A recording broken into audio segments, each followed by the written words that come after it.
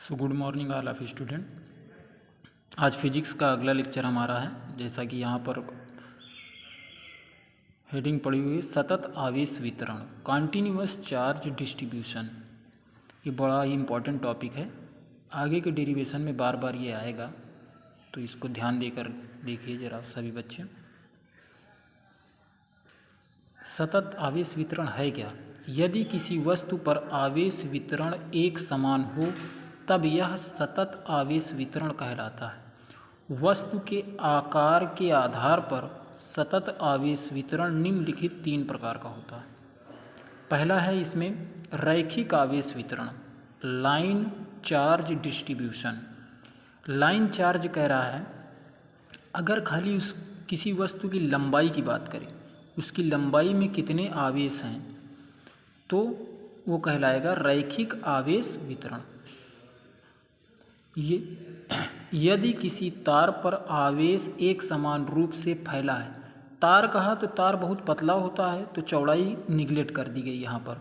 यदि किसी तार पर आवेश एक समान रूप से फैला है तो उसे रैखिक आवेश वितरण कहते हैं। जैसे यहाँ पर कहा गया है, तार की एकांक लंबाई पर उपस्थित आवेश को रैखिक आवेश घनत्व कहते हैं। इसे लैम्डा से प्रदर्शित करते हैं। तो लैम्डा बराबर हो जाएगा Q अपान स्मॉल l। खाली लंबाई की बात कर रहा है, मान ली लंबाई में कितने आवेश हैं, तो इसका मात्रक हो जाएगा कूलाम पर मीटर। Q है तो आवेश, आवेश का मात्रक कूलाम, और लंबाई है तो उसका मात्रक मीटर। इसी प्रकार दूसरा हमारा है पृष्ठ आवेश घनत्व। पृष्ठ का मतलब कोई वस्तु जिसकी लंबाई और चौड़ाई, मतलब क्षेत्रफल की बात करें, अगर उसके क्षेत्रफल में कितने आवेश हैं, तो वो हमारा कहलाएगा पृष्ठ आवेश घनत्व। यहाँ पर खाली लंबाई की बात की जा रही है, एकांक लंबाई, और यहाँ पर बात की जा रही है क्षेत्रफल, लंबाई और चौड़ाई दोनों की। यदि किसी वस्तु के पृष्ठ पर आवेश एक समान रूप से फैला है तो उसे पृष्ठ आवेश घनत्व कहते हैं या कहलाता है। इसे सिग्मा से प्रदर्शित करते हैं। पृष्ठ आवेश घनत्व सिग्मा बराबर Q अपान S। बहुत सारी बुक में A भी है क्षेत्रफल, तो Q का हो गया कूलाम, और ये क्षेत्रफल है तो मीटर स्क्वायर। जैसे यहाँ पर लिखा हम लोगों ने तार की एकांक लंबाई, तो यहाँ पर लिख सकते हैं तार के एकांक क्षेत्रफल पर उपस्थित आवेश को पृष्ठ आवेश घनत्व कहते हैं। यहाँ पर शब्द खाली क्या कर देना हम लोगों को, एकांक लंबाई की जगह एकांक क्षेत्रफल, और रैखिक आवेश घनत्व की जगह क्या हो जाएगा हमारा पृष्ठ आवेश घनत्व। पृष्ठ की बात कर रहा है, किसी पृष्ठ में कितने आवेश हैं। इसी प्रकार अगला है हमारा आयतन आवेश घनत्व। अगर किसी वस्तु के लंबाई, चौड़ाई और ऊंचाई या गहराई तीनों की बात करें, तो लंबाई गुणे चौड़ाई गुणे ऊंचाई क्या हो जाएगा हमारा आयतन। आयतन कब होगा, जब कोई वस्तु हमारी ठोस हो। तो यहाँ पर देखो लिखा गया है, यदि आवेश किसी ठोस वस्तु के संपूर्ण आयतन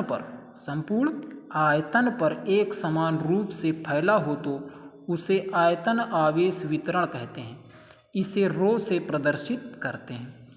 तो आवेश का आयतन घनत्व हो जाएगा rho equal to Q upon V। V यहाँ पर क्या है, वॉल्यूम है, आयतन है, तो कूलाम पर मीटर क्यूब। तो जैसे यहाँ पर इसकी परिभाषा लिखी गई तार की, तो यहाँ पर लिखेंगे ठोस वस्तु के एकांक आयतन पर उपस्थित आवेश को आयतन आवेश घनत्व कहते हैं। यदि लंबाई की बात करें तो रैखिक आवेश घनत्व हो जाएगा। अगर पृष्ठ आवेश घनत्व है तो उसमें क्षेत्रफल की बात कर रहा है। अगर आयतन आवेश घनत्व है तो उसमें आयतन की बात कर रहा है। तो अगर हमारा रैखिक है तो लैम्डा बराबर Q अपान स्मॉल l हो जाएगा। अगर हमारा पृष्ठ आवेश घनत्व है तो सिग्मा बराबर Q अपान A हो जाएगा, या S। हमारा आयतन आवेश घनत्व है तो rho equal to Q upon V हो जाएगा। इसका मात्रक होगा कूलाम पर मीटर, इसका मात्रक होगा कूलाम पर मीटर स्क्वायर, और इसका मात्रक होगा कूलाम पर मीटर क्यूब। तो आज का लेक्चर यहीं तक। धन्यवाद।